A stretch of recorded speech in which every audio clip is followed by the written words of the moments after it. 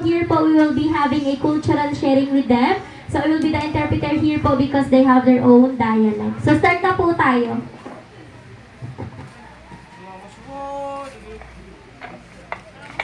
Okay, so sir ma'am, sila po yung Palawan tribe. So ang Palawan tribe po ang original inhabitants ng southern part dito po sa mainland Palawan. Since 1976, yung lugar po na ito ay temporary home or shelter na po nila.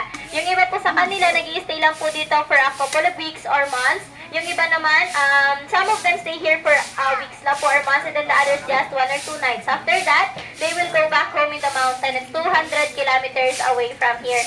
What we have here in this area is a livelihood program for them. At the same time here, we are able to encourage them to continue to practice the rich cultures and traditions. Pabiribagtig, hold what he gives, pass it to your seatmate, or pass at the back after you see it. So once sir, there's our bagtiks. It's one of their very important traditional product. Bagtik is a sap or a resin of almasigadri. Dagta po siya na puno. And almasigadri is a huge tree that can grow in higher elevation, at least 2,000 feet above sea level. The bagtik, that's the main ingredients of making our fiberglass, varnish, nail polish, and paints. In the mountain, this is their native backpack, and they use this to carry their product like the bagtik. They just put the product here, and if it's full, they tie it up here like this so the product won't fall. So he said, and if it's heavy, aside from shoulder strap, they have head support to carry more weight po. The best example of Baki with a lot of that is in that house there. Okay, then back in the mountain, the tribe, they love music. They have their own musical instrument. They have a native drum, they call that one gimbal. Then they have an agong or dong, the bigger one, those smaller ones are sanang. They're going to play those instruments together, they're called the set, basar.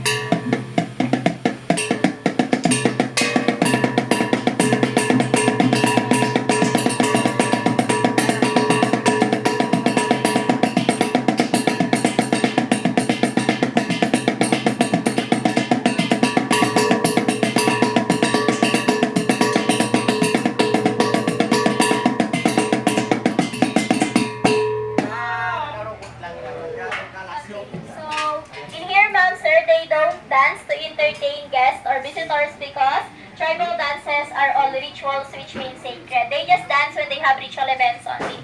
Then before the arrival of a modern guitar, the Palawan tribe have their own two-string guitar. And that guitar is considered as one of the first guitar here in the Philippines. They call that guitar Kutjapi or Kitlungan. They're going to play a music now, and it's Bogit song, which means bird song.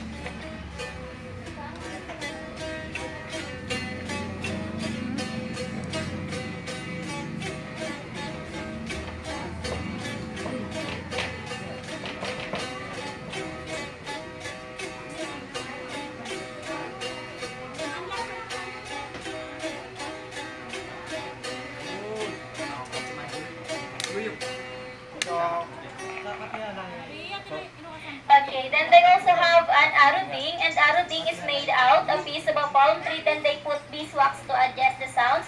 They play that aruding using the vibration of their mouth.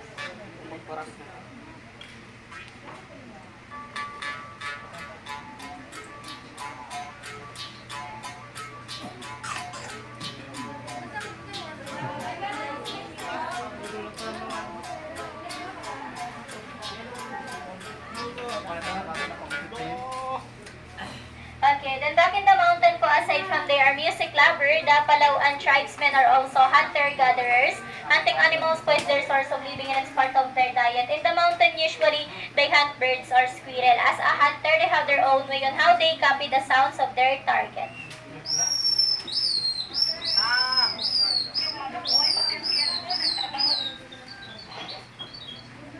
When their target is already visible, they just need to ready their sapukan. Look at the drawing pig at the cartoon.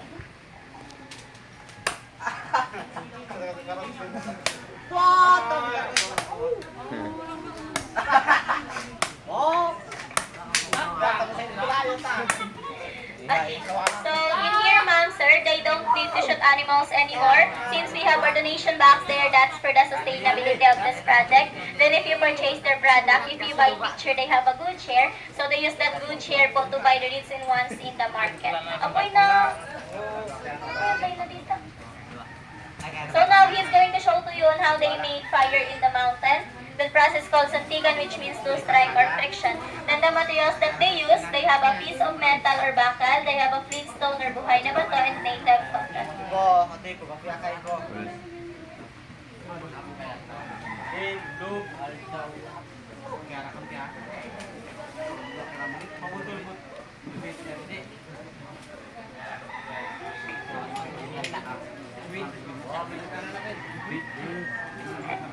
So when the smoke is already visible po, that means he already catches the spark. You just need to transfer it in the dry grass, then blow it harder to make bigger fire.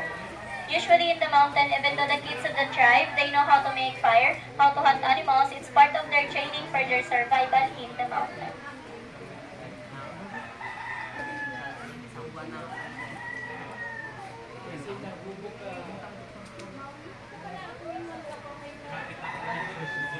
So in the mountain po, they don't have electricity, so they have their native torch. 1 foot of their torch can last 3 to 5 nights. Then it's a sap or a resin of a tree they just rub it with leaves. They also believe that the smoke of their torch can drive away the bad spirits, bad lucks. It can cure illnesses like headache, stomach ache. It can be used for aromatherapy. It's like a repellent of them also. They will let you smell the smoke of their torch. That smells good. It smells like an incense. And sir, ma'am, that's all po for our cultural sharing. We have a lot of information at the back. Then we have our donation box there. Then I'll give you time to take some picture with them po. And also we have our photographers here.